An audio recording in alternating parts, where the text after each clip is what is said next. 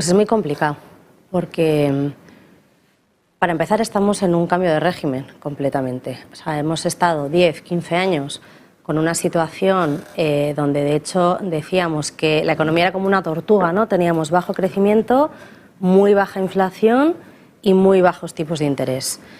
En Europa sabemos además lo que nos ha costado tratar de generar inflación. O sea, el Banco Central Europeo se empeñó y era imposible, ¿no?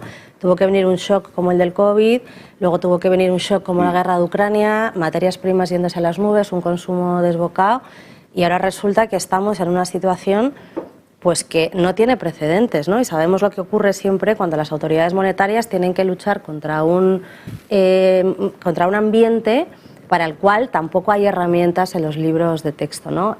A mí me gusta mucho una frase que acuñó Milton Friedman, que sabéis que además era un economista que estaba muy preocupado pues, por el efecto de la inflación, por cómo luchar contra la inflación, por impedir que la inflación se meta en la economía, y él decía, se ha recuperado ahora la expresión, de que la Reserva Federal, un poco en línea con lo que decía Álvaro también, es como the fool in the shower, ¿no? Es como el loco en la ducha. ¿Qué haces tú cuando te metes a la ducha y quieres que salga el agua caliente? Coges el grifo, le das a tope, te metes debajo, te quemas y luego resulta que tienes que ir graduando un poco, ¿no? Pues esta similitud es lo que algunos están utilizando ahora mismo como pues metáfora de lo que puede estar haciendo la FED. ¿Qué pasa?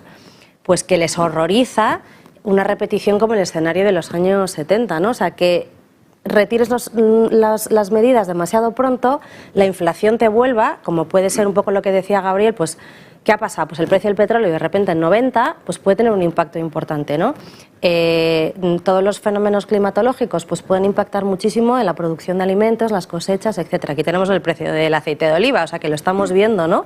Que se ha duplicado en la cesta de la compra. Entonces, si esos fenómenos de la inflación general son dependientes de los alimentos, del petróleo y vuelven a estar desbocados, pues podemos ver que la inflación, que es verdad que empezaba a caer fuerte, de repente te haga pues como una meseta, ¿no? ¿Y qué pasa? Pues que se te quede metida en la economía. Entonces, probablemente prefieren pasarse de largo, viendo todavía que en Estados Unidos el desempleo está muy bajo, que sigue habiendo muchas vacantes abiertas, que la gente tiene bastante alegría en cambiarse de empleo todavía, que hay negociación salarial, y mientras los datos no empiecen a dar una cierta muestra de agotamiento, pues o le pueden quedar subidas o pueden tardar mucho más en bajar los tipos. Pero yo entiendo que todos los economistas y los macroeconomistas tienen que ganarse el sueldo y tienen que hacer previsiones, pero estamos en un entorno donde es complicadísimo hacer previsiones y donde hemos visto que en los últimos 12 meses las previsiones han cambiado radicalmente. O sea, acordaos, hace un año la probabilidad de recesión en Estados Unidos era la más alta de la historia.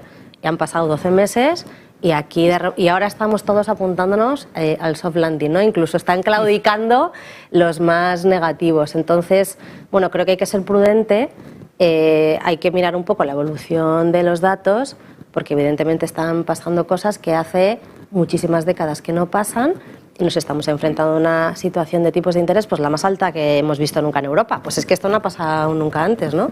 Y en Estados Unidos nunca se habían subido los tipos tanto en tan poco tiempo. Entonces, tratar de acudir a la historia a ver algo parecido, pues es que no hay. 70, no hay.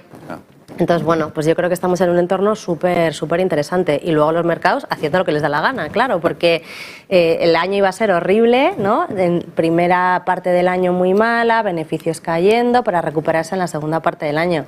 Pues estamos teniendo una primera mitad de año, en general, bastante buena en los mercados de renta variable y regulinchi en los mercados de bonos públicos, pero muy buena en la parte de bonos privados. O sea que también el mercado está desafiando esas previsiones que podían tener los economistas a principio de año, ¿no? Vayamos a mercado. A mí me llamó mucho la atención el fin de semana cuando decía